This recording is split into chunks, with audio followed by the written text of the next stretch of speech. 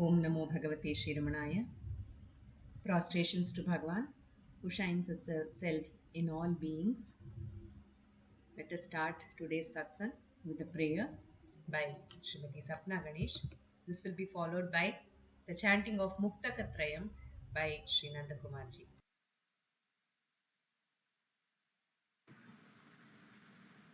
Dakshinamurtisarambham Shankaracharya-madhyamam Ramanacharya-paryantam Vande Guru-paramparam Vande Guru-paramparam Vande Guru-paramparam Shuklam Bharadaram Vishnum Shashivarnam Chaturbhujam Prasannavadanam Dhyayet Sarva Vignopashantaye Angikam Bhuvanam Yasya Vachikam Sarvavangmayam Aharyam Chandrataradi Tam namas satvikam shivam. Om namo bhagavate Shri Ramanaya. Namo Ramana to everyone.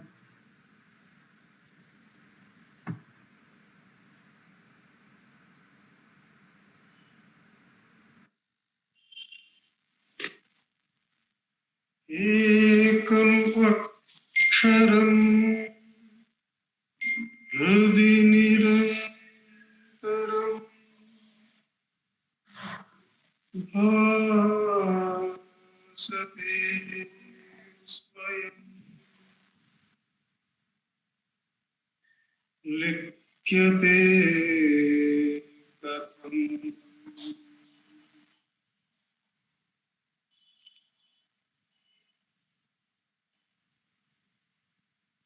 Hridaya Kuhara Madhye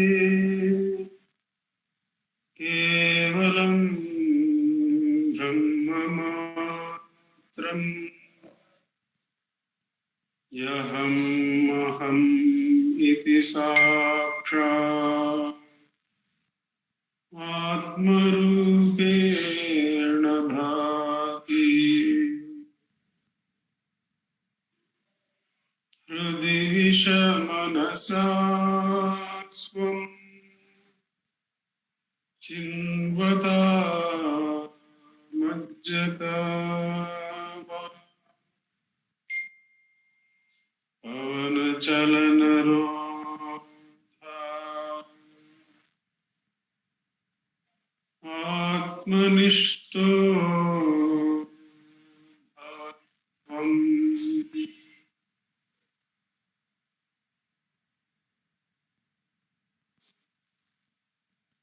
Deham Mranmayavat Jadatmakam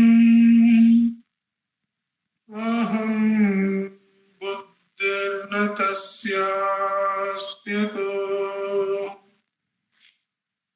Naham Tattata Bhava Shukti Samaye Siddhartma Sadbha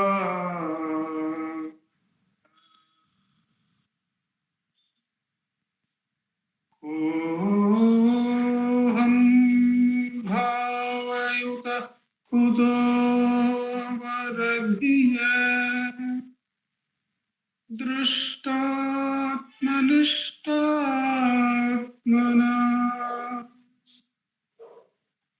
Soham Spurtitaya Arunachala Shivaha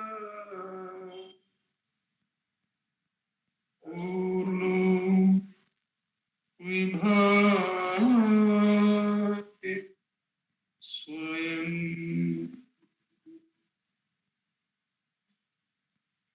Soham Spurtitaya Arunachala Shivaha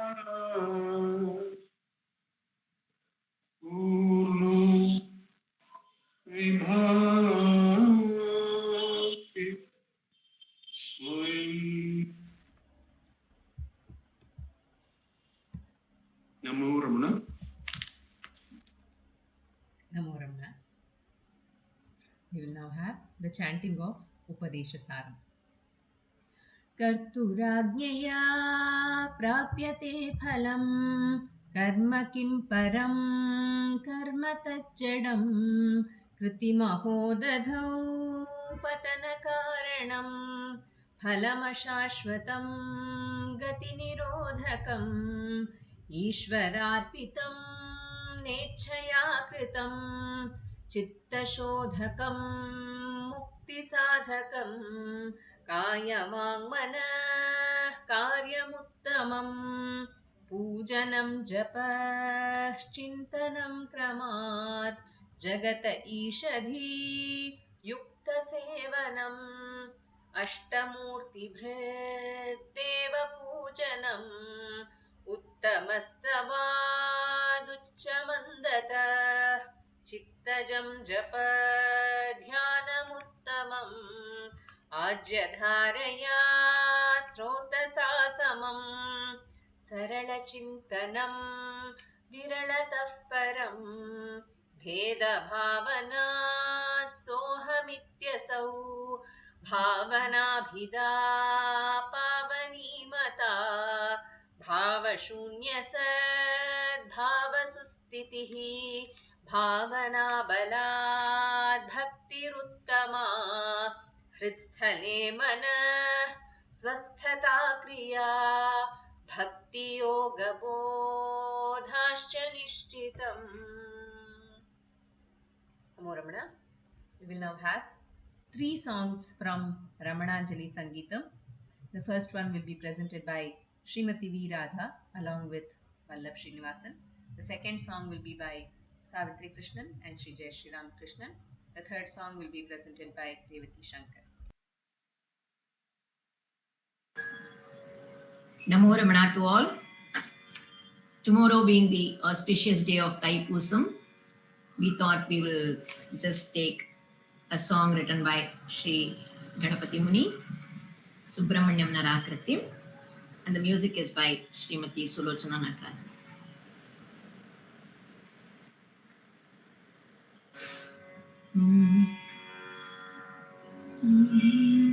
Subramanyam Narakritim Jaya Guru Ramanam Vandeham. Subramanyam Narakritim Jaya Guru Ramanam Vandeham. Subramanyam Narakritim Jaya Guru Ramanam Vandeham. Subramanyam Narakritim Jaya Guru Ramanam Vandeham. Subramanyam Narakritim Jaya Guru Ramanam Vandeham. Pashyami Devadattena Jnanena Tvamurmuhu Brahmajnanam Varam Brahma Subramanyam Narakritim. Subramanyam Narakritim Jaya Guru Ramanam Vandeham. केवलं नाम भेदोऽयं व्यक्तिभेदो न विद्यते सनत्कुमारस्कन्दश्च पर्यायौ तव तत्पतः केवलं नाम भेदोऽयं व्यक्तिभेदो न विद्यते सनत्कुमारस्कन्दश्च पर्यायौ तव तत्पतः सुब्रह्मण्यं नराकृतिं जय गुरु रमणं वन्देऽहम्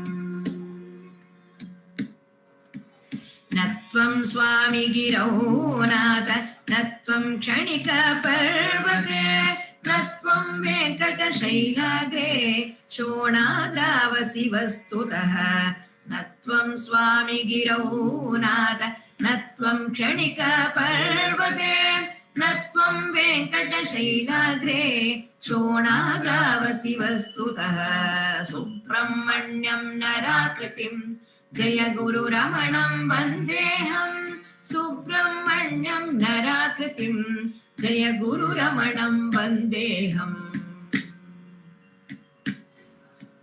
सनत्कुमारं ब्रह्मर्षिं त्वामाहुर्वेदवेदिना आगमानां तु वेतार सुब्रह्मण्यं सुरर्षभम् सनत्कुमारं ब्रह्मर्षिं त्वामाहुर्वेदवेदिना आगमानां तु वेतार सुब्रह्मण्यं सुरर्षभं सुब्रह्मण्यं नराकृतिं जय गुरुरमणं वन्देऽहं सुब्रह्मण्यं नराकृतिं जय गुरुरमणं वन्देऽहं सुब्रह्मण्यं नराकृतिं जय गुरुरमणं वन्देऽहं सुब्रह्मण्यं नराकृतिं जय गुरुरमणं वन्देऽहं सुब्रह्मण्यं नराकृतिं जय गुरुरमणं वन्देऽहं सुब्रह्मण्यं नराकृतिं जय गुरुरमणं वन्देऽहं जय गुरुरमणं वन्देऽहं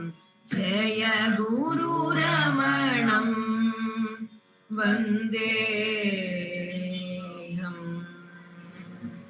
नमो रमण।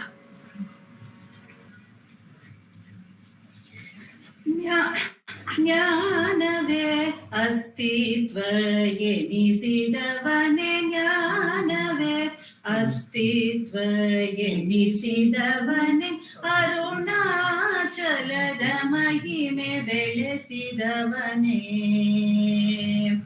ಅರುಣಾಚಲದ ಮಹಿಮೆ ಬೆಳೆಸಿದವನೇ.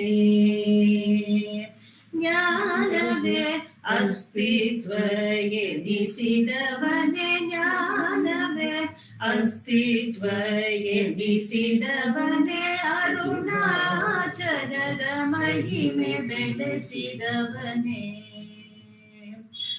ಅರುಣಾಚಲದ ಮಹಿಮೆ ಬೆಳೆಸಿದವನೇ.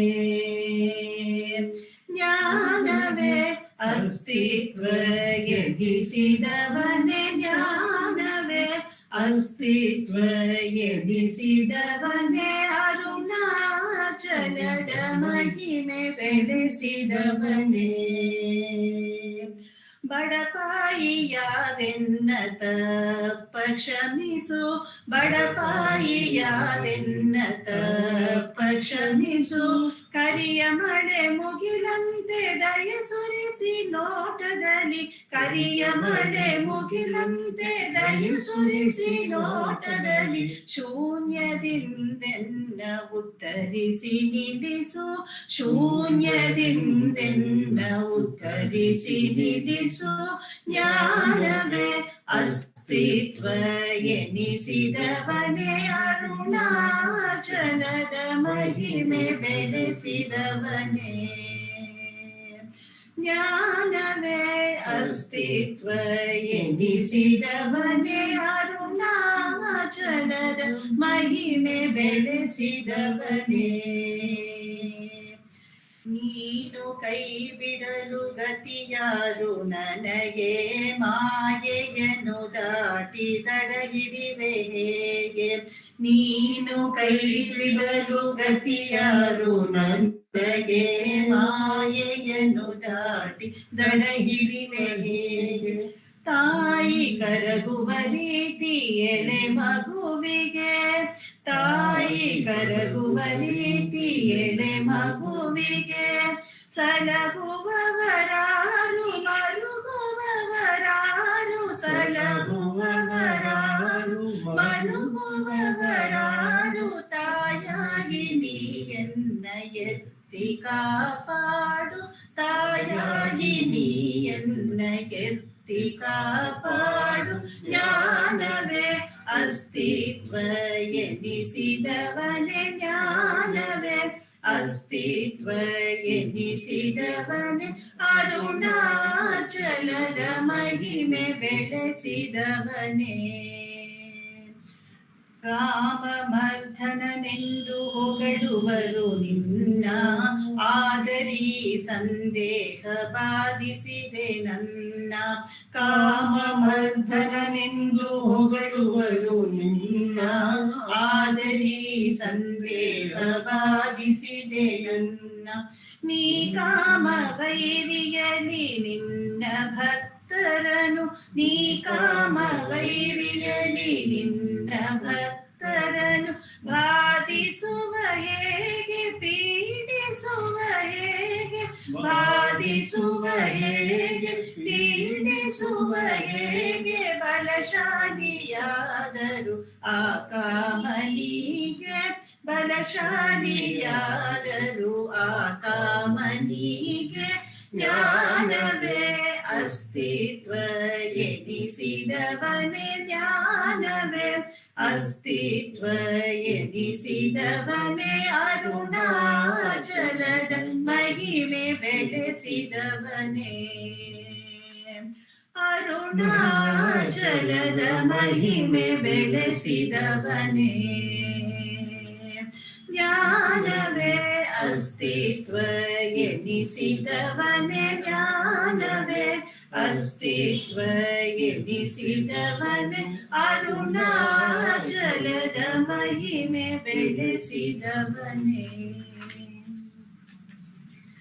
ನಮೋ ರಮಣಾಯ ನಮೋ ರಮಣಾಯ ನಮೋ ರಮಣಾಯ ನಮೋ ನಮೋ ನಮೋ ರಮಣಾಯ ನಮೋ ರಮಣಾಯ ನಮೋ ರಮಣಾಯ ನಮೋ ನಮೋ தாயே தமரே தயவே இறைவா தலைவா ரமணா நமோ நமோ திரிதிடு ரமணா திருநாமத்தருளீஞ்சுவை தனியே நமோ நமோ தீன பக்தரகத்திலருள் பெயும் வீர ரமணா நமோ நமோ துரியாயரியாய் சுகமை சுடரே பெரியோய் ரமணா நமோ நமோ தூவெளி காணும் தூவொளி கண்ணே சுயம் பிரகாஷ நமோ நமோ தென்முகமாகிய மோன சதா சிவ ஸ்ரீ குருமூர்த்தி நமோ நமோ நமோ ரமணாய நமோ ரமணாய நமோ ரமணாய நமோ நமோ நமோ ரமணாய நமோ ரமணாய நமோ ரமணாய நமோ நமோ ஓம் நமோ பகவதே Sri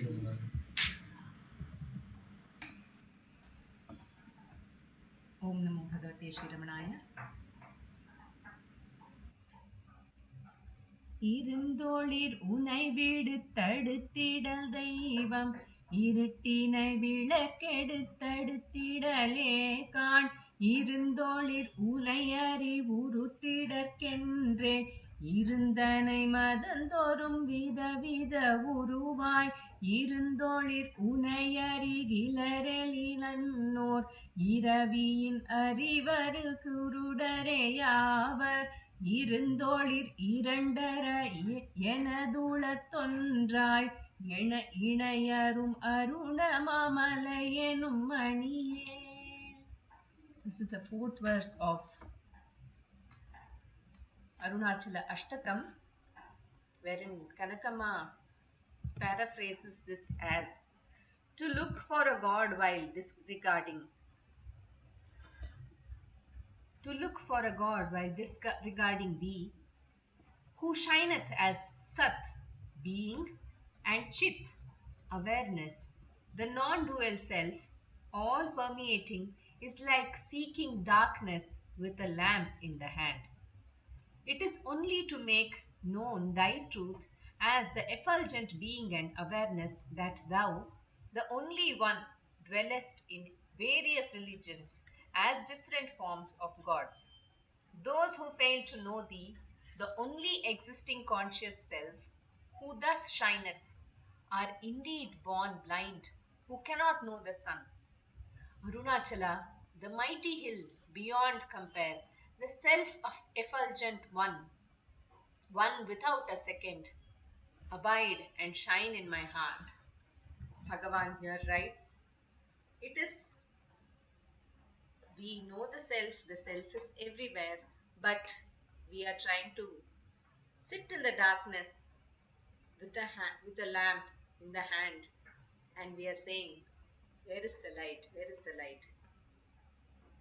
I will present to you the Hindi translation of this verse, written by, the original is by Bhagavan, the translation is by Ramana Satsang from New Delhi, music is by Sulochana Natarajan. and Shamla Bhavi. हे शक्तिमान अरुणाचल, हे शक्तिमान अरुणाचल, अपनी ओर न देख अगर खोज रहे हो ईश्वर को, अपनी ओर न देख अगर खोज रहे हो ईश्वर को, लिए हाथ में दीप और ढूंढ रहे हो तुम तम को, लिए हाथ में दीप और ढूंढ रहे हो तुम तम को, हे शक्तिमान अरुणाचल, हे शक्तिमान अरुणाचल, चिदानंद ये स्वरूप में हो, अंत काल में सुव्यक्त हो, चिदानंद ये स्वरूप में हो, अंत काल में सुव्यक्त हो, सब धर्मों में सब रूपों में सकल निखिल में तुम ही हो, सब धर्मों में सब रूपों में सकल निखिल में तुम ही हो, हे शक्तिमान अरुणाचल, हे शक्तिमान अरुणाचल, तुम्हें रूप में सच्चित के देख नहीं पाते हैं जो, तुम्हें रूप में सच्चित के देख नहीं पाते हैं जो, अनभिज्ञ निपट सूरज से अंधे जैसे मानो वो, अनभिज्ञ निपट सूरज से अंधे जैसे मानो वो, अनुपम अरुणाचल तुम हो, अनुपम अरुणाचल तुम हो, हे शक्तिमान अरुणाचल, हे शक्तिमान अरुणाचल, हे शक्तिमान अरुणाचल, हे शक्तिमान अरुणाचल, हे शक्तिमान अरुणाचल, हे Shaktimaan Arunachal. Namo Ramana. We will now have the reading and sharing from the book Bhagavan Ramana, the Resplendent Sun by Sri Nandakumarji. Namo Ramana. In this, the book reading segment of our satsang, we have been reading from Bhagavan Ramana Maharshi, the Resplendent Sun, Angles of Vision by our founder president, Sri A.R. Natarajan ji. Most of these articles have been from the Call Divine magazine, and a few by our founder president, and also from Akka. Today, we are taking the article The Quest by A. Devaraj Mudaliar. The Quest by A. Devaraj Mudaliar. He was one of the devotees who had the privilege of staying with Bhagavan, who used to call Bhagavan as Ammayum, Appanum, and about whose translation Bhagavan is said to have remarked that now I have somebody who translates exactly what I say rather than interpret what I say. This article is from A. Devaraj Mudaliar. Mahanirvana. The Quest is the title. There are subtitles. Mahanirvana. The Maharshi fell ill in the early part of 1949 when a small malignant tumor above his left elbow first made itself felt. From about August 1949, he was in a state entailing great bodily suffering, and there was obvious danger to his life. However, the detachment with which he bore the pain was such as amazed the many distinguished doctors who visited him and attended on him. He was utterly indifferent to the ending or prolongation of his life. In spite of the best medical efforts and the loving care bestowed on Maharishi by his many devotees, his body finally succumbed on April 14, 1950. Simultaneously, a flash of light, some yards long, appeared in the sky to the southwest of the ashram and moving northeastwards, disappeared behind the hill of Arunachala. Lord Arunachala, manifested in the hill of the holy beacon, had summoned the Maharishi from Madura to Tiruvannamalai more than 50 years previously. He was one with his father, as he always was in reality, even when he moved in the body among us and seemed to us to be a man like ourselves. Receptivity to grace. One thing must always be remembered, that whatever the Maharishi's grace, which is grace of God himself, one could and can receive it only according to one's capacity to receive it. There is no depth of grace, but only of the capacity to receive it and benefit by it. Christ said, "Knock, and it shall be opened."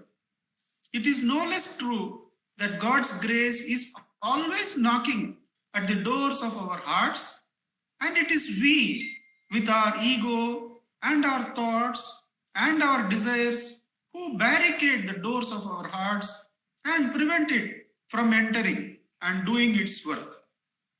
God's grace will work wonders if we surrender ourselves completely to its hands, surrender utterly and not with reservations of all sorts. The surrender that many of us make is half-hearted. God, Guru and Self are declared by the Maharishi to be one and the same. And if we put our trust entirely in any one of these, we are safe. If those who went to the Maharishi in thousands did not all benefit equally, it was not because of want of grace on his part towards any of them, but because of their varying degrees of capability to imbibe and benefit by his grace. The Maharishi himself once said, "The grace of the Guru is like an ocean. If the disciple comes with a cup, he will only get a cupful. It is no use complaining of the niggardliness of the ocean. The bigger the vessel, the more he will be able to carry. It is entirely up to him." Persistent consciousness, I am. Persistent consciousness, I am. What then was the teaching which the Maharishi expounded and advised people to learn for themselves by inner experience? The teaching, according to Devaraj Mudaliar, consciousness persists in each as I am. Never mind what I am, whether I am this body or that, whether Krishna, Rama or Govinda, whether a clerk, doctor, advocate or teacher. The bare consciousness I am persists. Even after deep sleep, a man wakes up and says, "I slept," which shows that the I am endures through all three states: waking, dream and deep sleep. This I am is the clue to reality. It is the clue to reality. That which shines within all as I am is the Self. The Self is the one truth and reality, and all that seems separate, all worlds, all beings, is only Maya, illusion, a manifestation of the Self without intrinsic reality. Bhagavan remarks sometimes that this truth is expressed also in the Bible, where in Exodus 3 verses 13-14, the name of God is given as I am. And Moses, there is a quotation, and Moses said unto God, Behold, when I come unto the children of Israel, and shall say unto them, The God of your fathers hath sent me unto you. And they shall say unto me, What is his name? What is that God's name? What shall we say unto them? And God said unto Moses, I am that I am. I am that I am.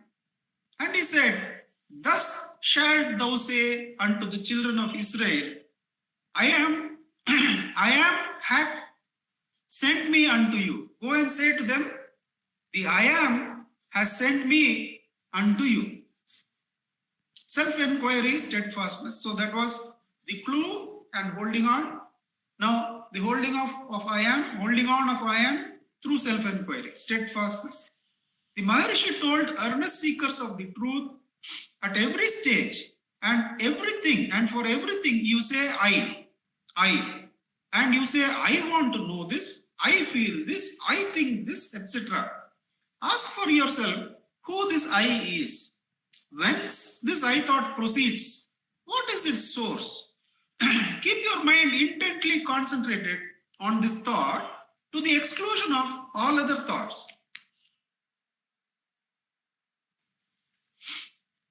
Keep your mind intently concentrated on this thought to the exclusion of all other thoughts, and the process will lead you sooner or later to the realization of yourself. It is not perhaps a very easy method. No method is easy, but it is the method that he himself found effective and that he made practicable through grace to those who follow him. The method is simply this.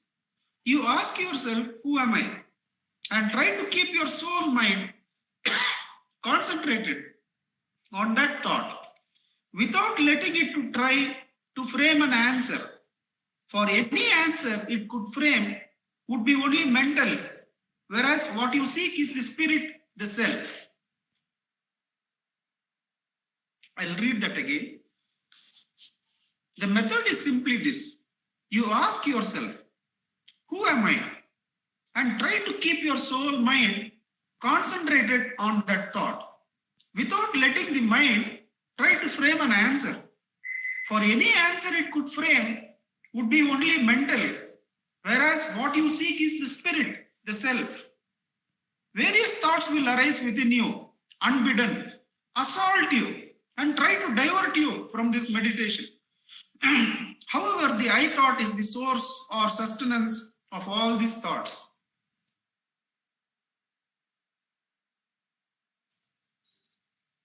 So, as each thought arises, without allowing it to proceed, ask, who has this thought?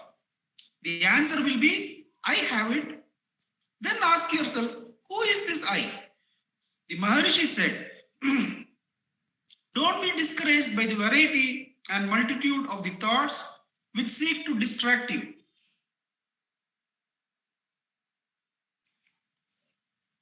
Don't be discouraged by the variety and multitude of the thoughts which seek to distract you. Follow the above method with faith and perseverance, and you will succeed. The illustration he used is this. You besiege a fort, and as the enemy soldiers come out, you strike them down one by one until finally no one is left inside and you capture the fort. Till all thoughts are killed, they will keep coming out. But kill them with the sword of enquiry, and eventually you will succeed. It is not simply by muttering the words, who am I, that one can achieve anything, but only by a keen effort to keep the mind turned inwards to its source with all faculties introverted, instead of straying outwards into thoughts. It is not simply by muttering the words, who am I, that one can achieve anything, but only by a keen effort to keep the mind turned inwards to its source with all faculties introverted, instead of straying outwards into thoughts. In one of his verses, the Maharishi says, you must plunge deep into yourself into the innermost depths of your heart, as the pearl diver plunges deep into the waters with speech and breath restrained and secure the treasure of the self within. The experience, as all thought cease, the central or the root thought also, the I in the sense of the ego, ceases to exist, and the self which resides in the heart of each of us emerges as an awareness of I, silent, spontaneous, radiant, but really indescribable by the mind, as it is something which can be experienced only after the mind ceases to exist as mind and has become merged into the one self. To be caught up in that self, to disappear as an ego, to disappear completely without residue, as when camphor is burnt, and to become one with the self as a river becomes one with the ocean, is what sages have called liberation. No purpose is served by speculating on what such a state is like. It is peace and bliss unspeakable according to those who have experienced it. But each must find out for himself. As Saint Thayumanavar has said in his inimitable Tamil, who can describe and to whom the grandeur and magnificence of that self? If you become that, you will be that, and then that itself will tell you. The Maharishi explained that although the spiritual heart on the right is the one to be taken note of, this heart cannot really be said to be either inside or outside the body, and that it is everywhere, that it is of the nature of pure consciousness, and that it is the basis and source of all. Manonasha, or extinction of the mind or ego, is spoken of as mukti or liberation. Although called extinction of the mind, it does not mean loss of consciousness, but on the contrary, awakening of the pure universal consciousness. Manonasha, or extinction of the mind or ego, is spoken of as mukti or liberation. Although called extinction of the mind, it does not mean loss of consciousness, but on the contrary, awakening of the pure universal consciousness. The mind is a mysterious power deriving from the self, existing in the self. As long as the mind exists, the triad of world, ego, and God exist. But when the mind subsides, the self alone remains, which was manifested in these three. The mind is a mysterious power deriving from the self, existing in the self. As long as the mind exists, the triad of the world, ego, and God exist. But when the mind subsides, the self alone remains, which was manifested earlier in these three. Om Namo Bhagavate Shri Ramananjali. Namo Ramana. Namo Ramana. We'll now have a self-enquiry session by Shri Dileep Simha. He will be sharing his thoughts on self-enquiry and then giving us the practice of self-enquiry.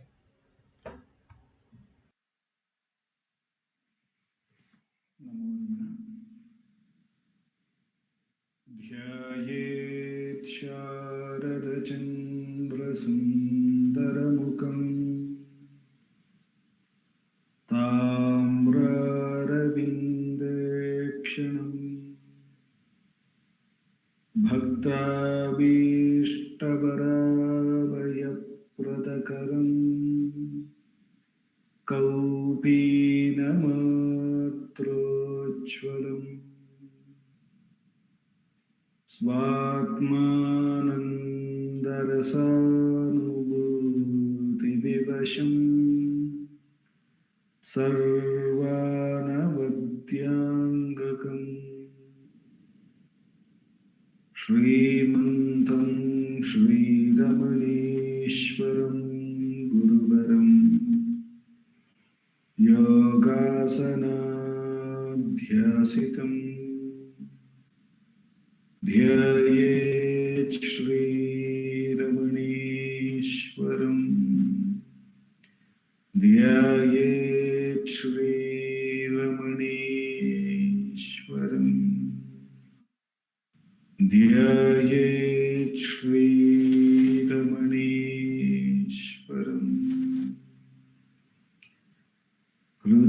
कुहरमध्ये केवलं ब्रह्ममात्रं यहमहमिति साक्षादात्मरूपेण भाति हृदि विषमनसा स्वं चिन्वतामच्युतव पवनचलनरोधात् आत्मनिष्ठो भवत्वम्.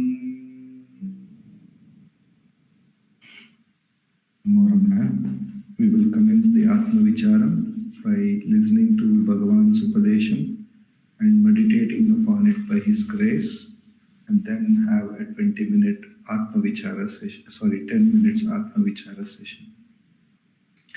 I'm reading Bhagavan's Upadesham from the book Guru Vachaka Kovai, from the chapter Meditation on the Truth. The subtopic is Objective Awareness. Verse 640. In order to attain the supreme bliss that would shine if we would only keep still, why, oh why, do we wander and suffer intensely? Its purpose, the wandering and suffering, is to enable us to inquire into ourselves and thereby exalt as the reality that has no coming and going, and consequently to experience the lofty heights of bliss. I repeat, in order to attain the supreme bliss that would shine if we would only keep still, why, oh why, do we wander and suffer intensely? Its purpose, that is the wandering and suffering, is to enable us to inquire into ourselves and thereby exult as the reality that has no coming and going, and consequently to experience the lofty height of bliss. Here, Bhagavan is bringing to our attention that though our real nature is of supreme bliss, and it is experienced when all the wandering of the mind is silent, as Nandakumarji read out, when the fort is seized, when the last thought is also no more given an importance, having understood that it makes us wander and suffer, and therefore it is not given the attention or not held as to be real. When the stillness alone of the self is seen, and then the supreme bliss shines automatically, says Bhagavan here. If at all there is still wandering and suffering and thoughts, Bhagavan here very beautifully says that it is an opportunity to see to whom does this wander, to whom these thoughts arise, and still use it as an opportunity to turn to the self. So either which way, Bhagavan is saying that the attention should be continuously kept on the self to experience that lofty height of bliss which is our real nature. So without getting carried away, whether we can effortlessly remain in the thought-free state as that self, or if we get carried, if our attention falls on a thought, or if a thought rises and if our attention goes to it, and no matter how many thoughts may rise, Bhagavan is saying it's an opportunity to inquire to whom is this and still get back to the self, still to experience the bliss, maybe with an effort. But it doesn't matter either which way, we are experiencing the self which alone is. So Bhagavan is saying the objective experience, Bhagavan with his grace through Atma Vichara has made even the objective experience as an opportunity to turn towards the self. And in due course, we understand the roundabout way of experiencing the self. We understand very clearly that One need not have to hold any thought, or one need not have to hold any objective experience to turn back within and look at the self. One is burying the self by the abundant grace of Bhagavan. One will realize it. And Bhagavan says, when this effortless awareness of oneself is there in the whole course of the waking and even in the course of dream, until such time, one should diligently continue to inquire. One should continue to remove the enemy who is within the fort. With the immense grace of Bhagavan, with which alone we have come to this most direct path, for the next 10 minutes, let us do Atma Vichara.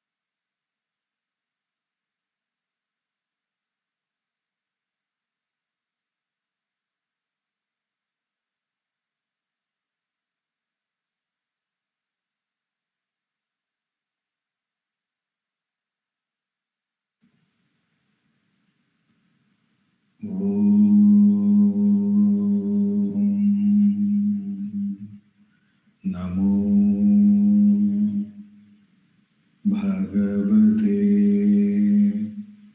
Sri Ramanaya Namo.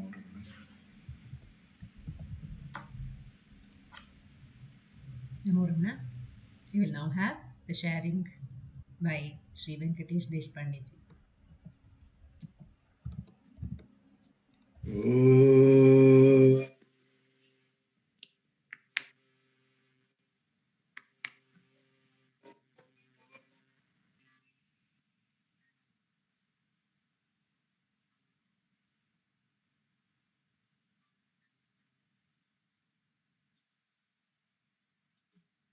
Om Sahana Bhavatu Sahano Bhunattu Sahaviram Karvavahai Tejasvinavadhitamastu Ma Vidvishavahai.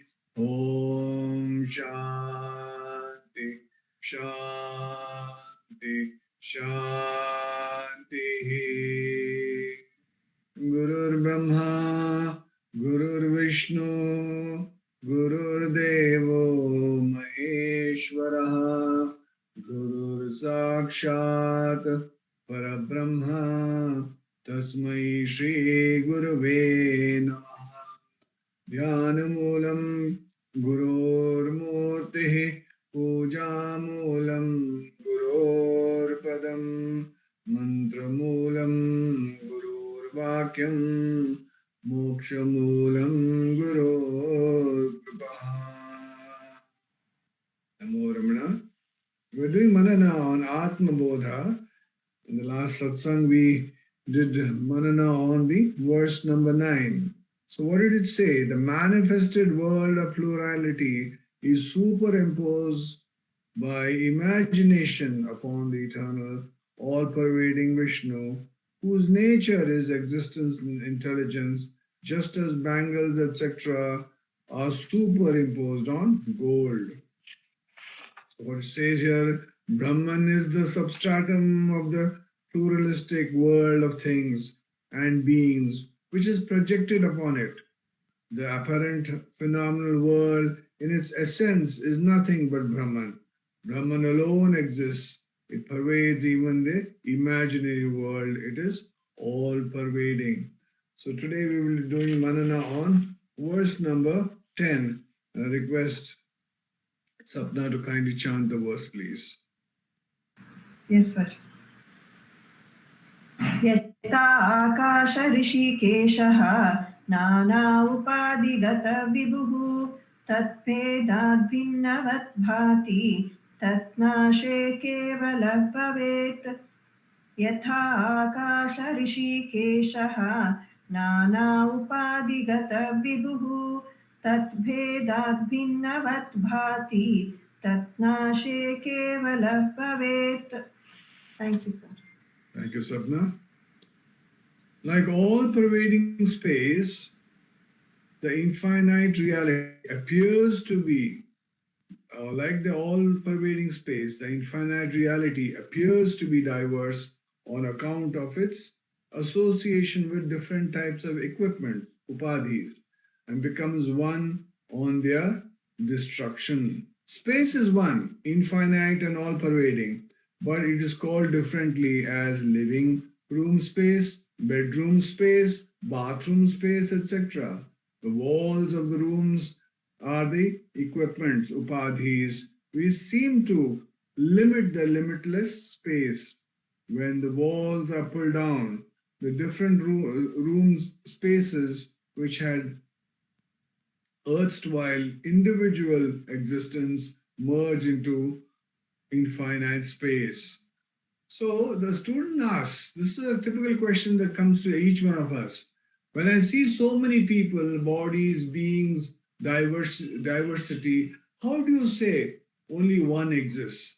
The teacher answers the pertinent example. When four blindfolded individuals are asked to touch the different parts of an elephant, each one describes based on their perception. One touched the belly from underneath, says it is ceiling. Another touching their leg says it's a soft pillar. The third touched the trunk, saying it's a huge rope. Another one touched the elephant's head. It's a grain winnowing tray. Just like all these parts and perceptions are put together and explained to each one of them, that whatever each one saw is but one elephant. So the Atma, by its mere presence, activates the senses, mind, and intellect. It's like a mere presence of the boss in the office. Everything else happens, everyone works. His presence alone activates all performances. So also the entire universe is operating because of that one supreme presence that we can name as we please: God, consciousness, Brahman, Atman, inner presence. That Parabrahma, Supreme Brahman, reflects in all conditionings. For example, in temples, you can see many mirrors present multiple reflections of the deity. So also that Parabrahma reflects in various conditionings, like many mirrors. One appears as many. Another example is the sun, reflects in all types of water: the lake, the pond, the pots, the mirror, the concave, convex, showing different shapes, size, height, weight, even though the source is one bright sun. The diversity appears in the multiplicity from one Brahman. It appears as though there is multiplicity. Conditionings, body, mind, intellect, is the cause for the multiple appearance. When these conditionings dissolve, the Jivatma, the Atma in individual being, and the Paramatma, Brahman, the substratum of the universe, are one and the same. This verse also suggests the seeker go deeper inside the five koshas, the five layers. I is not the body, breath, mind, intellect. It's everywhere, all pervading like space. Similarly, the equipments of the body are responsible for the manifested world of perceptions. The pluralistic phenomena are nothing but the one reality appearing as manifold because of its association with these three elements. The equipments. When the equipments are transcended, the plurality merges into one supreme reality. In either case, the manifold conditionings are illusory, for the gross can never condition the subtle. Consider the phenomena of refraction of light through a prism. A pencil of colorless light strikes a triangular glass prism, gets refracted into 7 colors. The prism splits that one colorless light into multiple colors. When the prism is removed, the original homogeneous nature of light is restored. Similarly, the material equipment cause for the pluralistic phenomena removes the equipment. What remains is the supreme reality. So Bhagavan says, important thing is we have to do inquiry. When the mind is rising, then it is actually giving rise to all these plural, all these upadhis, these adjuncts, which are actually conditioning, which does not make you really see who you really are. That's why self-enquiry is extremely important. Every time the mind rises, which is trying to go outside, you to inquire into the nature of the mind. Then what happens? All the senses which are currently going outwards and making the bahirmukha start going inwards. Slowly, it's a phenomena. Takes time, but as you do antarkana shuddhi, what happens? These senses also start going inwards, and you experience that all these conditionings which have been there in our mind, saying this is there, this is true, this is false, all these conditionings vanish, and then you are with the self. When you are established in yourself, you are fearless and free. And that's where Bhagavan says each one of us has to be. Once we are there, we are in God. Om Namo Bhagavate Sri Ramanaya. Namo Ramana. Thank you. Om Namo Bhagavate Shri Ramanaya. Namo Ramana. We'll now have the sharing by Dr. Kalarani Rengasamy on Devikalotra Jnana Vichara Padalam.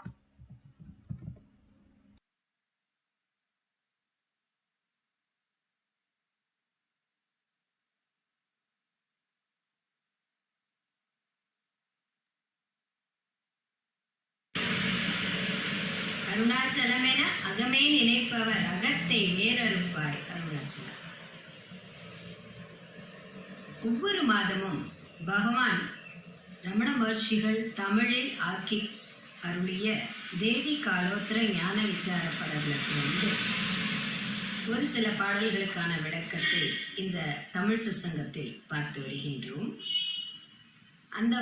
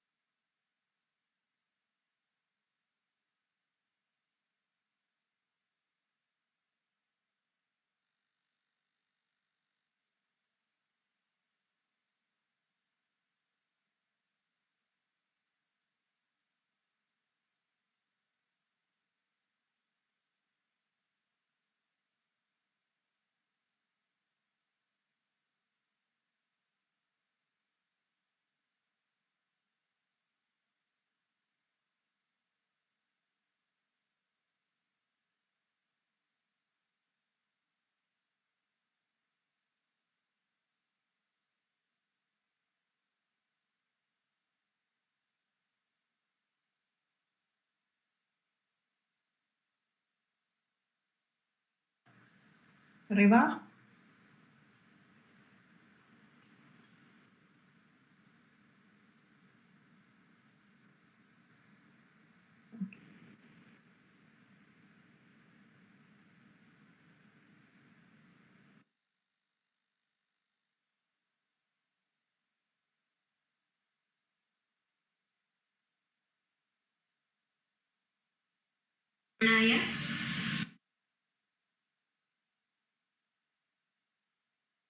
Good time to do self-enquiry. Find out who is listening, who is seeing this blankness.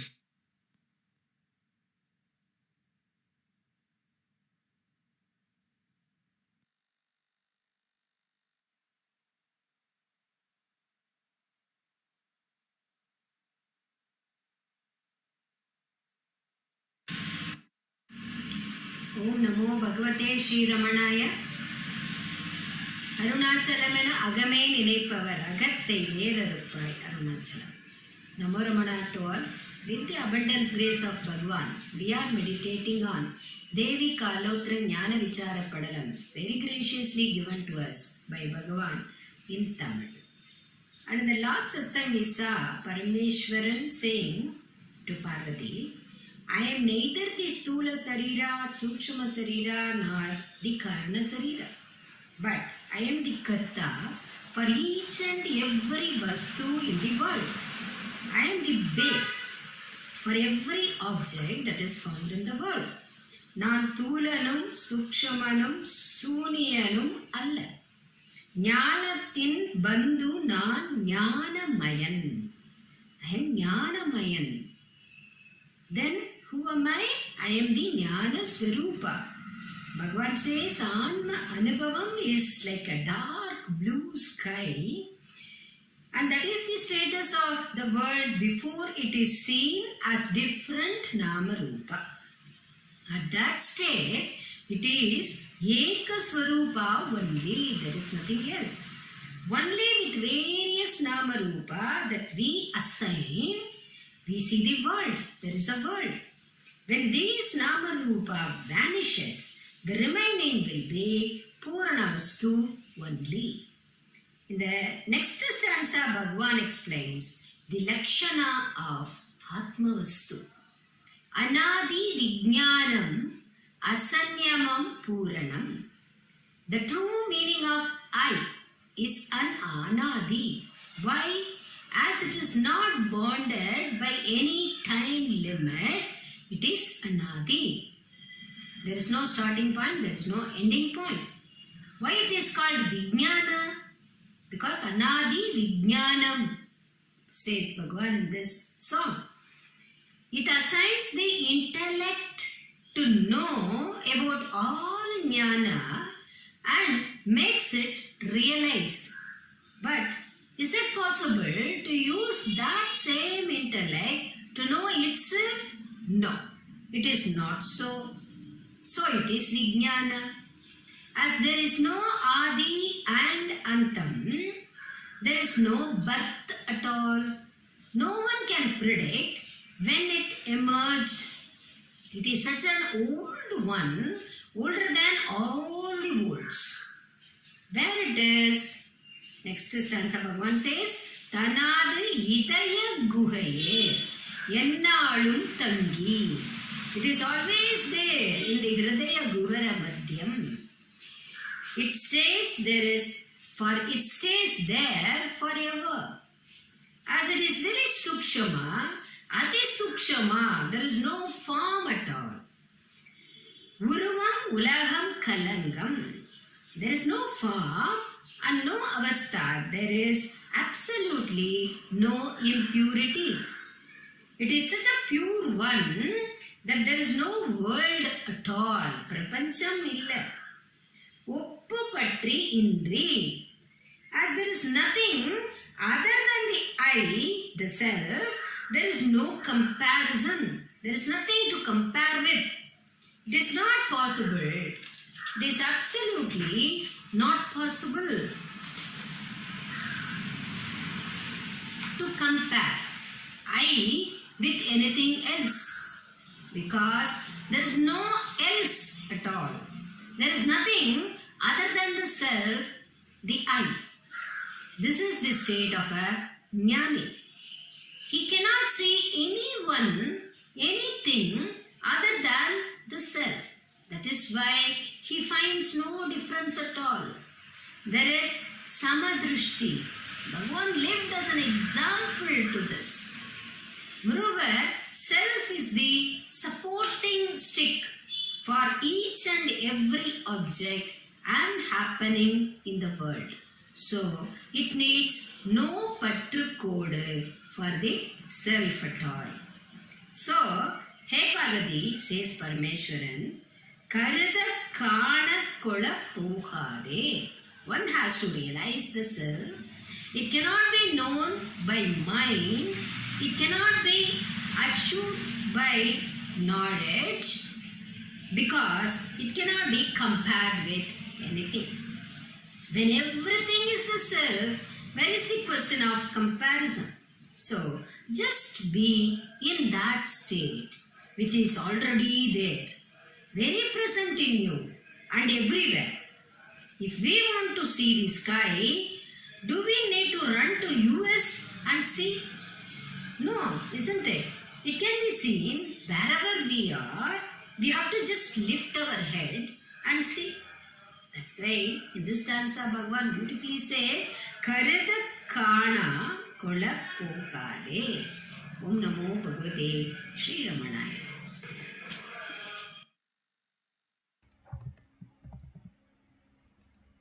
Namo Ramana. We will now have the presentation of Ramana Chatvarimshat by Sri Ujwal Jagadeesh. Om Namo Bhagavate Sri Ramanaya. Prasaratadita Shubhavilokitam Ramanate Sakrit Phalatu me kritam. Prasaratadita Shubhavilokitam Ramanate Sakrit Phalatu me kritam. Na karuna guna ramana tava vidampate hridayate jasaramana sahaja vaivate. Na karuna guna ramana tava vidampate ramana hridayate jasaramana sahaja vaivate. ಹರಿಸುನನ್ನೆಡೆ ನಿನ್ನ ಕರುಣೆ ನೋಟವ ರಮಣನೇ ಸುಕೃತವೋ ಫಲವ ಗಳಿಸಲಿ. ಹರಿಸು ನನ್ನೆಡೆ ನಿನ್ನ ಕರುಣೆ ನೋಟವ. ರಮಣನೇ ಸುಕೃತವು ಫಲವ ಗಳಿಸಲಿ. ಕರುಣೆ ಗುಣವಲ್ಲ ರಮಣ ನಿನಗೆ ಒಡೆಯನೇ. ರಮಣ ಹೃದಯದಿ ಬೆಳಗುವ ರಮಣ ಸಹಜ ಸ್ವರೂಪವೇ. ರಮಣ ಕರುಣೆ ಗುಣವಲ್ಲ ರಮಣ ನಿನಗೆ ಒಡೆಯನೇ. ರಮಣ ಹೃದಯದಿ ಹೊಳೆಯುವ ರಮಣ ಸಹಜ ಸ್ವರೂಪವೇ. We have come to the meditation on the 23rd verse of Ramana Chatvarimshat, which is written by Kavyakanta Vasishta Ganapati Muni, and they have been compiled and given this title Ramana Chatvarimshat by Ramana himself. This verse has inspired an English song also in Ramananjali, which says, "O Ramana, may your gracious glance be turned once in my direction, so that I may be blessed. O Ramana, Ramana. O Ramana, may your gracious glance be turned once in my direction, so that I may be blessed. O Ramana, Ramana." Ganapati Muni is telling, "O Ramana, show your gracious glance upon me, so that the sukrita that I am doing, the good work that I am doing, should bear fruits. For that, your gracious glance is necessary." This is what Ganapati Muni is asking Ramana, praying Ramana to show his gracious glance.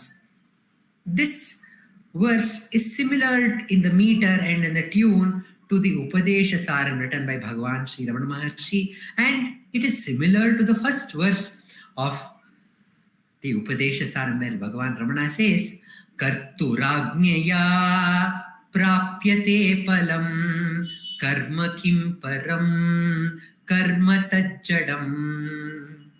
It is only because of the command of the Kartru, the creator, one gets the fruit for the action. But the action is lifeless. Karturagnyaya prapyate palam karma kim param. Do you think the action that we do is very, very powerful? No. Action is jada. It does not have its own life. It is only by the grace of the Supreme that any work, it bears fruit. And what one needs to do? One needs to do the work surrendering to that Supreme. Ishwararpitam nichayakritam chitta shodakam mukti sadakam. That is what Bhagavan Ramana says in the 3rd verse. When we had an opportunity to talk to V. Ganesh and Anna, he was talking that when he was young, they had planted new saplings which had come from Andhra Pradesh, the saplings of the mango tree. And they had made the right way of storing water, and they had watered it and put the right manure. And he had asked a question before to Muruganar Swami, saying that, "Muruganar Swami, what is grace? What is grace?" And Muruganar Swami had not answered that question at that point of time. But once these saplings were placed on the ground, and on one fine day, there were 2 fresh golden mango leaves which was born on that sapling. And Ganesh Ranna was so excited, he went and informed everybody in the ashram, all the old devotees of Bhagavan Ramana, Muruganar Swami, Kunju Swami, and everyone, saying that the saplings, the new set of leaves have grown on it. And Muruganar Swami at that point told, "Oh Ganesha, you are asking a question, what is grace?" The grace is those 2 new golden leaves that you see. You may put the right amount of water, you may put it in the nice, very fertile soil, you may put the manure, you may put the pesticides to protect it from the other weeds, but you can't pull out 2 new leaves from a sapling. It has to happen at its own time. And that is grace. And that is inexplicable. You cannot say, how can this grace fall on this sapling, and how can this sapling grow into this small, beautiful leaves, grow into it, and how the grace makes this beautiful sapling grow into a tree and into many more flowers and fruits. It is absolutely the grace. So such is the grace that we should not forget. We may do our work, our sadhana, but it is very important to understand that it is only by the grace of the Supreme that we can obtain the fruits for the action. And we have a beautiful story in one of the Upanishad, Kenopanishad, which describes this tattva. Long time back, the Suras, the Devas, they were very, very happy. They were very proud of themselves. They thought they had won over the Asuras, and they thought they are very, very powerful. So they were very, very proud of themselves, and to teach them a lesson. That Supreme, whose compassionate glance is there on everyone all the time. He's the one who is making everything move. He's the one who is making the fire burn. He's making the water quench the thirst. He's the one who is as the air. He is breathing in and out as the life force. But to teach the lesson to the Devas, he appeared as a very, very charming Yaksha on the Dwara of Swarga, on the arch of the entrance of Swarga. He stood there in his charming form, and the guards could not find out who this person is, and he was not answering them.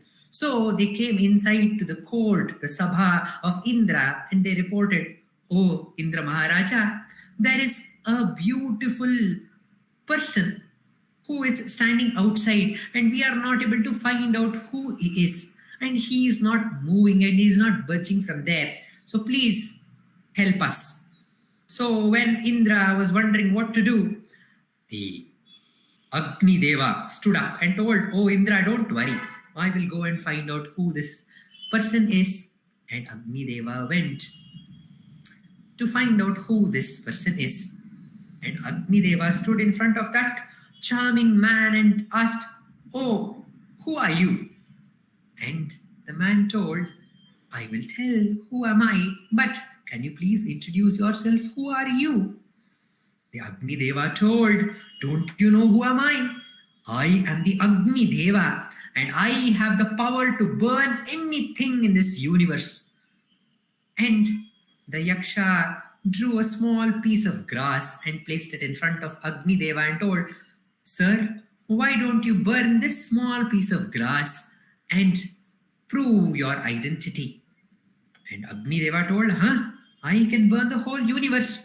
What is this?" He's showing a small piece of grass. So in a small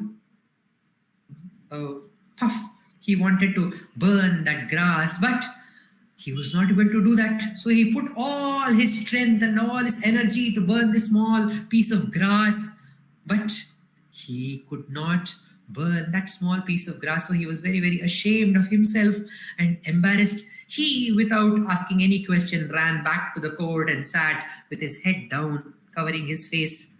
And Indra was puzzled. What is this? What is happening? Why is this Agni Deva also not able to find out who that Yaksha is? And Vayu Deva stood up and he told, "I will find out who he is." And then he went and he again asked, "Who are you?" Then again the Yaksha asked, "Sir, please tell me who you are." And then the Vayu Deva told, "I am the Vayu Deva. I can blow anything in this universe." And the same puzzle was kept in front of that Vayu Deva too. "Please prove your identity by blowing this small piece of grass." And Vayu Deva tried everything, but he was not able to move that small piece of grass even a a small inch. And then he was disappointed and embarrassed. He again moved back. In this way, every deva went to find out who that yaksha was and came back without any answer. And Indra, the Indra who is said to have Sahasraksha, who is said to have thousands of eyes, he said, I will go and find out who this person is. And then Sahasraksha Indra, he went out, and then to his surprise, his 1,000 eyes could not see the presence of that yaksha. And then he was disappointed. Oh, the other devas, at least they could see this yaksha and they could talk to him and try to find out what he was. But I am not even able to see this yaksha. How unfortunate I am. So he thought, and when he surrendered to that power which is full of compassion, it manifested as the Haimavati, as the Devi. And the Devi came and told, oh Indra, the yaksha was none other than that supreme power which is all pervading, and it is that power which is there within each one of us and making us do all the actions and also blessing us with the fruits of the action. So understand this truth, that supreme power, it is only because of that supreme power, the supreme kataksha, the glance of that supreme power, we get the fruits for every action. Understand this, don't forget this, says Haimavati to Indra and other devas, and disappears. And this is the tattva which Ganapati Muni also is reiterating. He says, oh Ramana, it is only by your glance. Who are you, Ramana? You are that all-pervading supreme power which lies there in every place and making us do the action and blessing us with the fruits to those actions in the right appropriate way. You are the master of proper placements. You are giving the phala in the most appropriate way. So please do that and make me realize that is the truth, that you are taking care and your kataksha is always there and your kataksha alone is giving fruits for every action. Make me remember this. This is my only prayer, says Ganapati Muni in this verse of Ramana Chatvarimshat. Om Namo Bhagavate Sri Ramanaya. Namo Ramana. We will now have the sharing of Ramana Ashtottara, verses from Ramana Ashtottaram, written by Vishwanatha Swami. This will be shared by Dr. Sarada.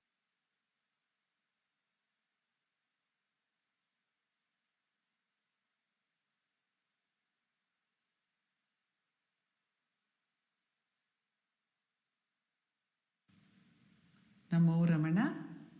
Prostrations to Ramana, shining as the self in all beings.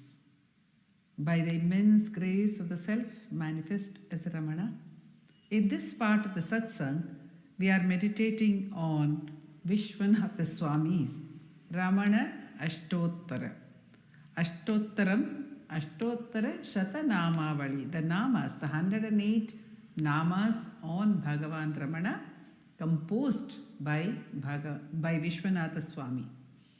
And we were meditating on the namas Shanta Sankalpa Samrambhaya Namaha, Susandrishe Namaha. Shanta Sankalpa Samrambha. We saw how everything that Bhagavan does springs from Bhagavan's very existence as peace. Everything springs from peace.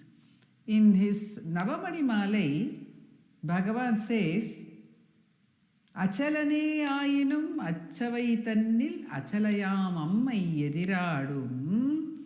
Though Arunachala is Achala, in Chidambaram he dances in front of the Shakti who is there Achala. Achala uruvil achakti odungida ongum Arunachalam. Now, that Shakti getting absorbed in the form of Achala, Shanta. That Arunachala is ever victorious. Arunachala shines. Arunachala is glorious. Which Shakti? G. Kameshwar asks. Which Shakti? At Shakti Odungida. Is it the Shakti of Devi which gets absorbed, or is it that Shakti of Nataraja?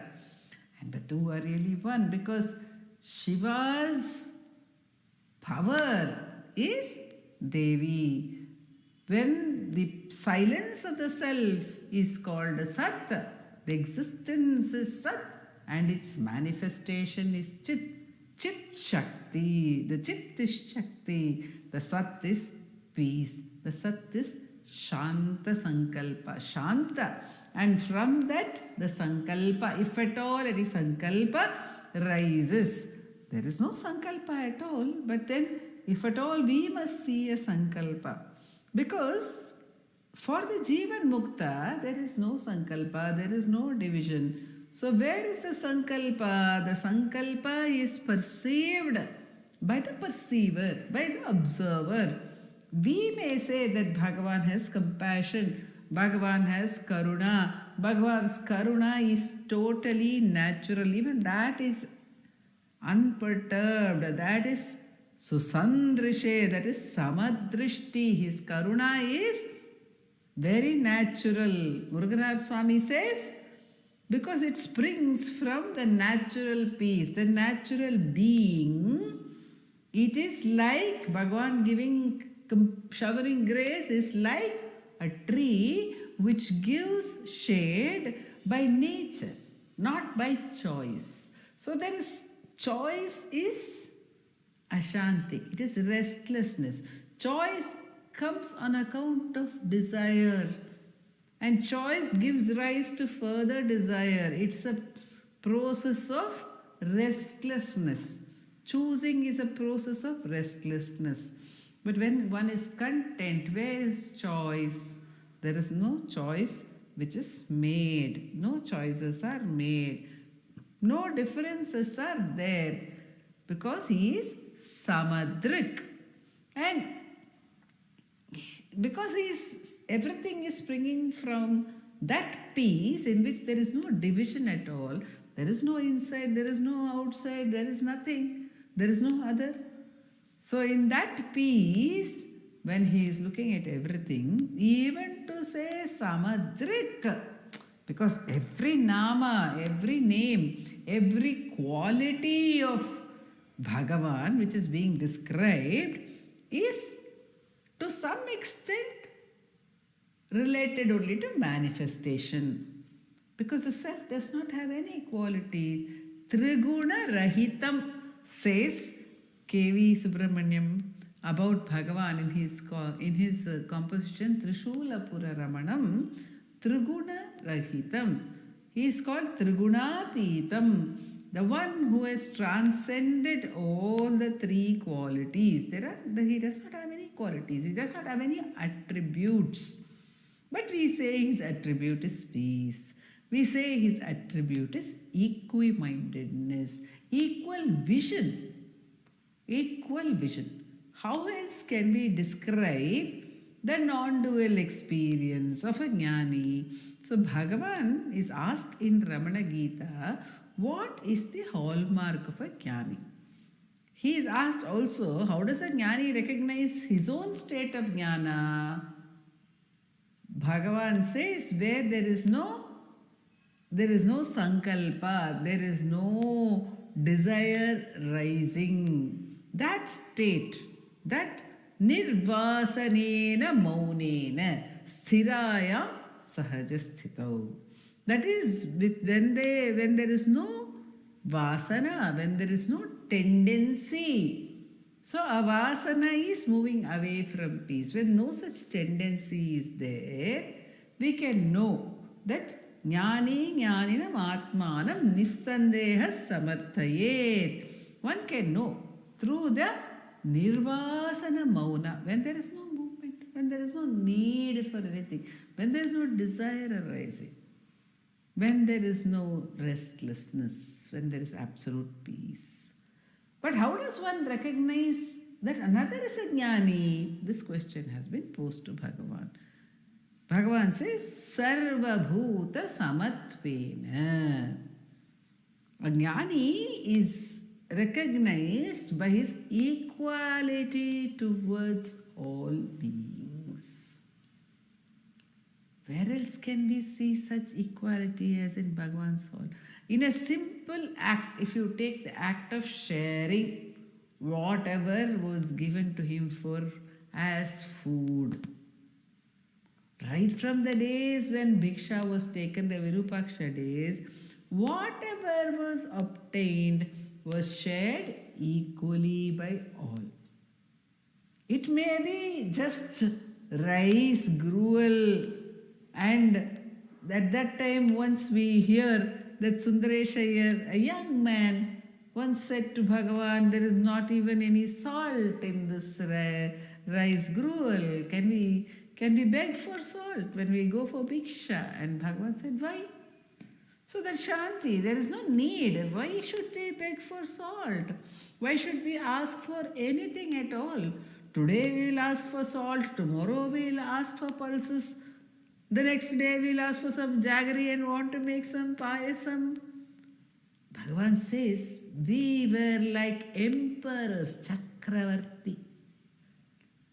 Absolutely no need was there, no desire was there, and everything was equally shared. Everyone was given the share. We know that in the food, in the sharing of the food, in Skandashramam, there is a little door for Nundi, the lame monkey who was nursed back to health by Bhagavan. And because of his equality, all the monkeys would accept him as their own. The other animals would accept him as their own. The Samadrishti, there was no wavering at all in it, in his equal vision. So they also felt as at oneness with him. And this Nondi monkey, he became the king of his tribe, and he would come back, but because he belonged to the ashram as much as anyone did, he would normally get his usual share of food. Later, when he began to wander around the hill as a king, or before even he became the king, when he started wandering, when he became independent, they used to place his share of the food in that plate. He would come and open his little door and claim his share of the food. And that samadrik, so that absolute equality at all times with everyone was there. At all times, in every manner. There was no, it is said that there was, once a piece of chocolate, which was given to Bhagavan, and he insisted that it be made into 50 or 60 small little pieces to be given to everyone. In fact, during Bhagavan's last illness, the devotees would bring different medicines. Each one of them wanted Bhagavan to try that.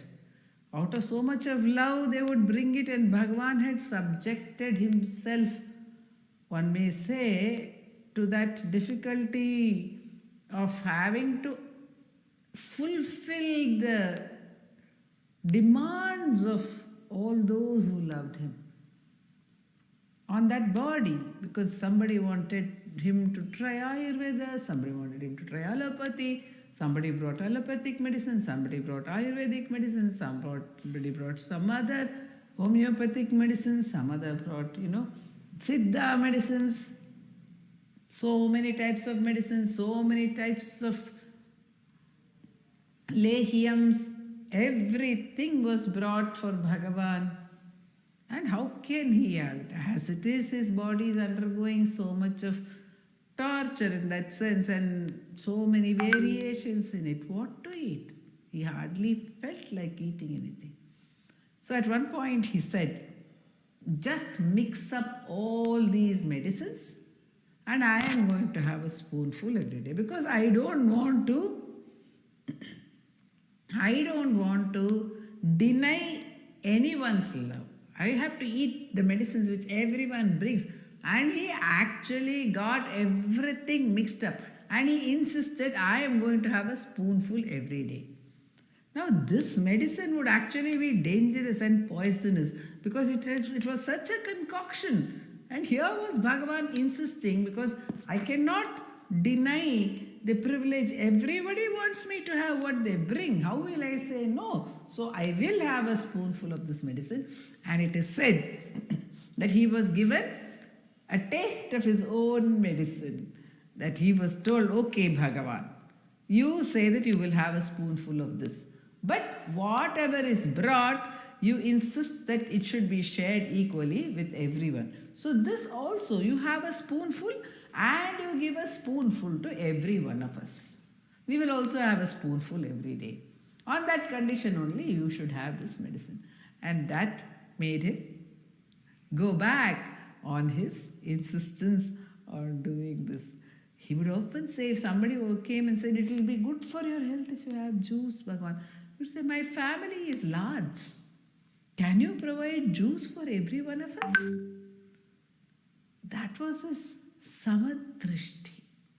Everyone had to get their equal share at all times. And he was available to everyone 24/7.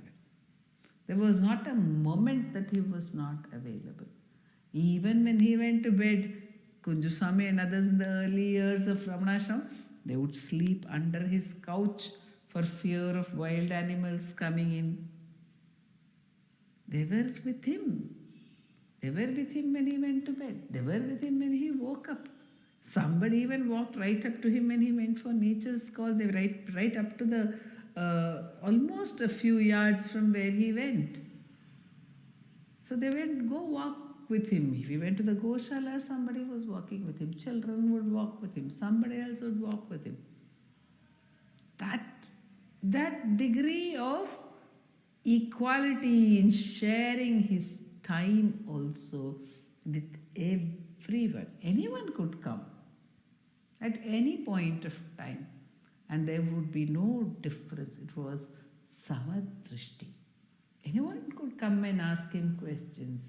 It could be a child, it could be an adult, it could be a peasant, it could be a scholar, it could be a man, it could be a woman. It could be a person from any country, any state, speaking any language. He was available. His path is equally available to all. Samadrik. It's a path which can be followed by anyone. There are no restrictions whatsoever because he is equal to all. So Sandrishe Namaha, says Vishwanatha Swami.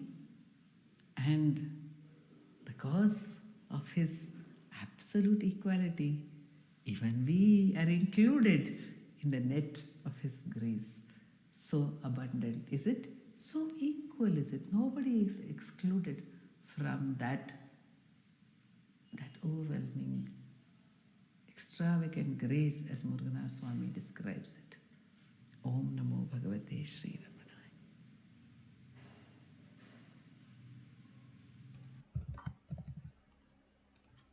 Namo Ramana. We will now have the chanting of Aksharamanamalai by Srimati V. Radha and Vallabh.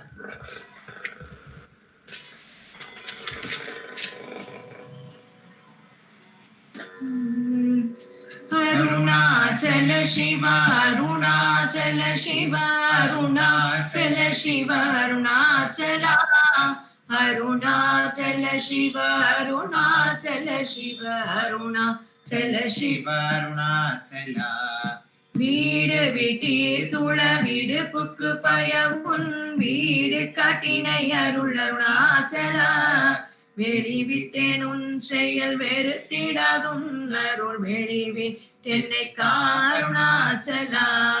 வேதாந்தத்தை வேலர விளங்கும் வேத பொருள் அருள் அருணாச்சலா. வைதலை வாழ்த்தா வைத்தருள் குடிய வைத்தென்னை விடாதருள் அருணாச்சலா அம்பு வில்லாளி போல் அன்புரு உன்னில் என்னை அன்பா கரைத்தருள் அருணாச்சலா அருண என்றென்னையான் அருள் கண்ணிப்பட்டேன் உன் அருள் வல்லை தப்புமோ அருணாச்சலா சிந்தி தருள்பட சிலந்தி போல் கட்டி சிறையீட்டுண்டனை அருணாச்சலா அன்போடு நாமம் கேளன்பர்த்தம் அன்பரு கண்பனாயிட அருள் அருணாச்சலா என் போலும் தீனரை இன்புற காத்து நீ என்னாலும் வாழ்ந்தருள் அருணாச்சலா என் குரு கண்பர்த்தம் என் சொற்கொள் செவியும் என் பொன்மொழி கோள அருணாச்சலா பொறுமயம் பூதர புன் சொல்லை நன் சொல்ல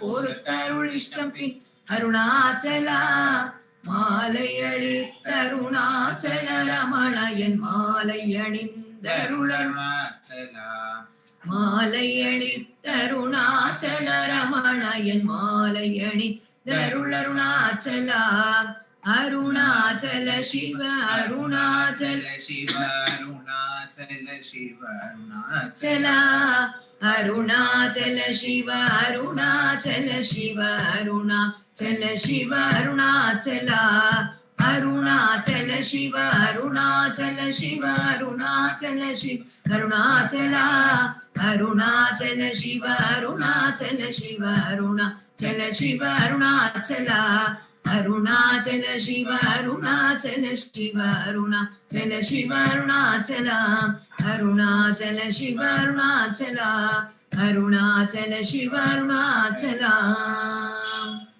அருணாச்சலம் வாழி அன்பர்களும் வாழி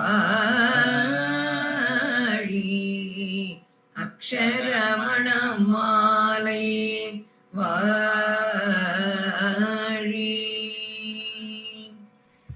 நமோ ரமணா.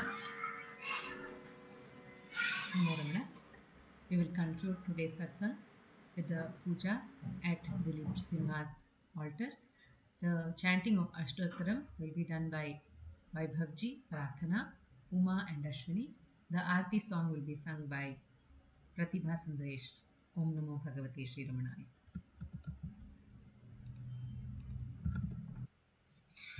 नमो रमणा. भारद्वाज विश्वनाथ विरचितम् श्री रमणाष्टोत्तर शतनामावलिः अपार सच्चित् सुखवारिराशे यस्योर्मिमात्रम् भुवनं समस्तम् गुहाहितं तं रमणं कवीरं चिन्ताविहीनं चिन्तयामि. ॐ महासेन महोंसेन जाताय नमः. ॐ श्रीरमणाय नमः. ॐ गुरवे नमः. ॐ अखण्ड संविदाकाराय नमः. ॐ महौजसे नमः. ॐ कारणोद्भवाय नमः. ॐ जगदीशावताराय नमः. ॐ श्रीभूमिनाथस्थलोस्थिताय नमः. ॐ पराशरकुलोत्तंसाय नमः. ॐ सुन्दरार्यतपःफलाय नमः. ॐ कमनीय सुचारित्राय नमः. ॐ सहायाम्बा सहायवते नमः. ॐ शोणाचलमहोलीन मानसाय नमः. ॐ स्वर्णहस्तकाय नमः. ॐ श्रीमद्वादशान्तमहास्थले लब्धविद्योदयाय नमः.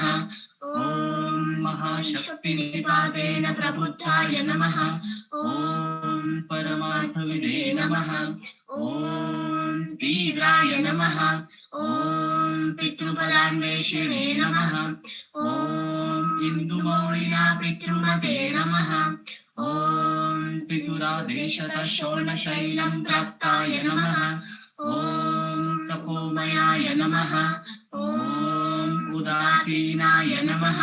ॐ महायोगिने नमः. ॐ महोत्साहाय नमः. ॐ कुशाग्रदिये नमः.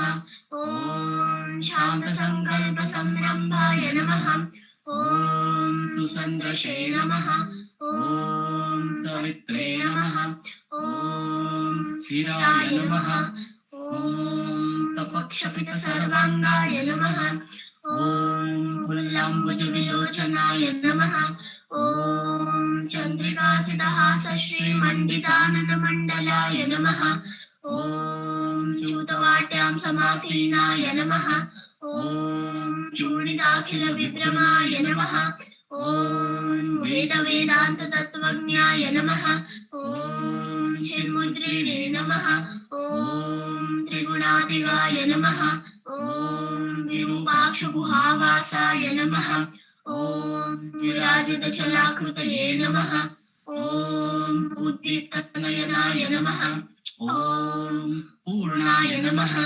ॐ रचिताचलताण्डवाय नमः ॐ गम्भीराय नमः ॐ परमाचार्याय नमः ॐ सुप्रसन्नाय नमः ॐ अभयप्रदाय नमः ॐ दक्षिणास्य निभाय नमः ॐ धीराय नमः ॐ दक्षिणाभिमुखाय नमः ॐ स्वराजे नमः ॐ महर्षये नमः ॐ भगवते नमः ॐ ईड्याय नमः ॐ भूमविद्याविशारदाय नमः ॐ विमलाय नमः ॐ दीर्घदर्शिने नमः ॐ आप्ताय नमः ॐ ऋजुमार्गप्रदर्शकाय नमः ॐ समदृशे नमः ॐ सत्यदृशे नमः ॐ सत्याय नमः ॐ प्रशान्ताय नमः ॐ अमितविक्रमाय नमः ॐ सुकुमाराय नमः ॐ सदानन्दाय नमः ॐ मृदुभाषिणे नमः ॐ दयार्णवाय नमः ॐ श्री शोणाचलहृद्भूतस्कन्दाश्रमनिकेतनाय नमः ॐ सद्दर्शनोपदेष्ट्रे नमः ॐ सद्भक्तवृन्दपरिवृताय नमः ॐ गणेशमुनिभृङ्गेन सेविताङ्घ्रिसरोरुहाय नमः ॐ गीतोपदेशसारादिग्रन्थसञ्छिन्न संशयाय नमः ॐ वर्णाश्रममतातीताय नमः ॐ रसज्ञाय नमः ॐ सौम्याय नमः ॐ आत्मवते नमः ॐ सर्वावनिमतस्थानाम् आराध्याय नमः ॐ सर्वसद्गुणिने नमः ॐ आत्मारामाय नमः ॐ महाभागाय नमः ॐ मातृमुक्तिविधायकाय नमः ॐ विनताय नमः ॐ विनुताय नमः ॐ विप्राय नमः ॐ मुनीन्द्राय नमः ॐ पावकोज्ज्वलाय नमः ॐ दर्शनादगसंहारिणे नमः ॐ मौनेन स्वात्मबोधकाय नमः ॐ हृच्चान्तिकरसान्निध्याय नमः ॐ स्मरणात् बन्धमोचकाय नमः ॐ अन्तस्तिमिरचण्डांशवे नमः ॐ संसारार्णवतारकाय नमः ॐ शोणाद्रीशस्तुतिद्रष्टे नमः ॐ हार्दविद्याप्रकाशकाय नमः ॐ अविच्युतनिजप्रज्ञाय नमः ॐ नैसर्गिकमहातपसे नमः ॐ कमण्डलुधराय नमः ॐ शुभ्रकौपीनवसनाय नमः ॐ गुहाय नमः ॐ दण्डपाणये नमः ॐ कृपापूर्णाय नमः ॐ भवरोगविषग्वराय नमः ॐ स्कन्दाय नमः ॐ देवतमाय नमः ॐ अमर्त्याय नमः ॐ सेनान्ये नमः ॐ पुरुषोत्तमाय नमः। ॐ श्री रमण भगवते नमः। श्री अष्टोत्तरशतनाम पूजां समर्पयामि। यस्थाणोररुणाचलस्य पदयोः स्मृत्या जनिं प्राप्यत दिव्यानुग्रह सुप्रवाह विवशस्तादात्म्यभावं गतः रन्निष्ठस्वगभीर नित्यतपसा लोकान् पुनास्येकराट् तस्मै श्रीरमणाय ते नम इदं लोकोत्तरज्योतिषे।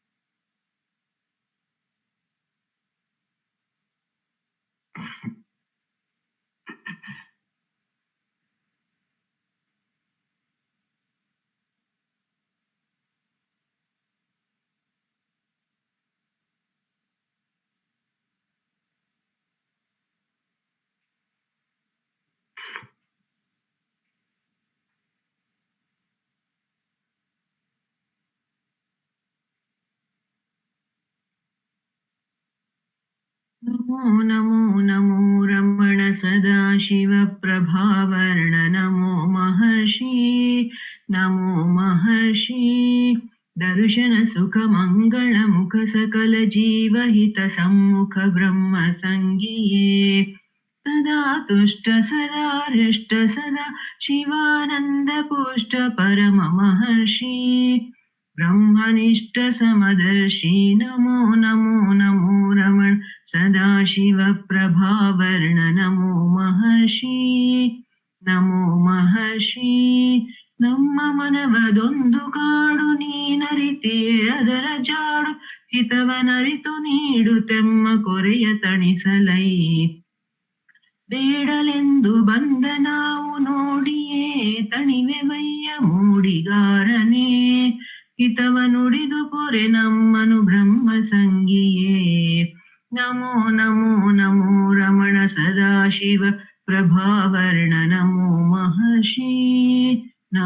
महर्षि बोलो भगवान श्री रमण महर्षि की जय।